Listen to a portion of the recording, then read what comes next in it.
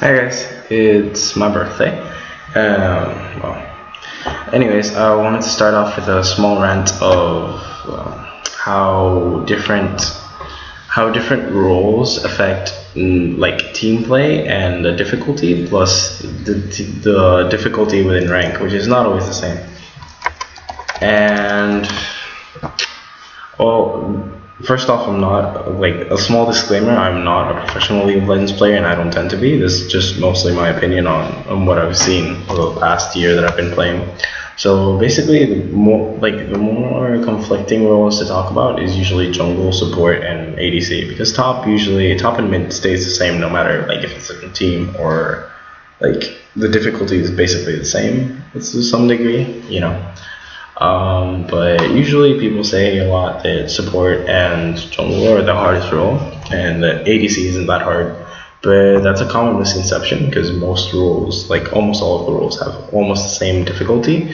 But support has to be aggressive and to constantly be in a like a 2v2 lane, and try not to get caught, and yet try to CC, which I understand, like, that requires the same level of difficulty as the ADC due to the fact that she has to have ward, like, vision control and all that, and now that's going to change, which is going to be, like, even more difficult, because now it's not only going to be like vision control, it's going to be more like AP CC type of thing.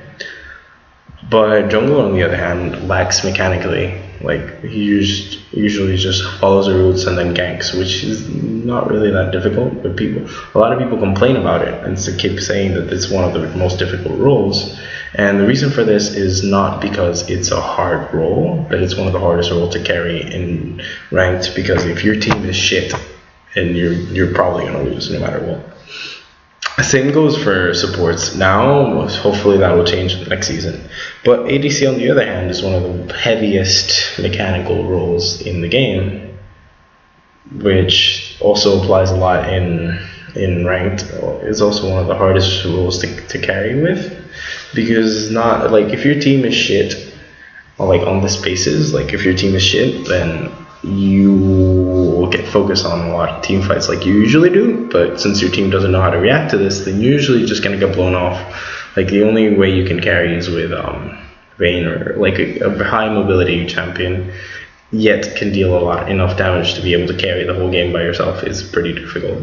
But either way, like, if your team is shit for the most part, like in one game, then you try positive reinforcement and strategies to win the game, because otherwise you're not really leading them to victory. You're just kind of bagging on them and for being mechanically bad, which you shouldn't be doing in the first place due to the fact that you're trying to win this. You shouldn't be bagging on your teammates.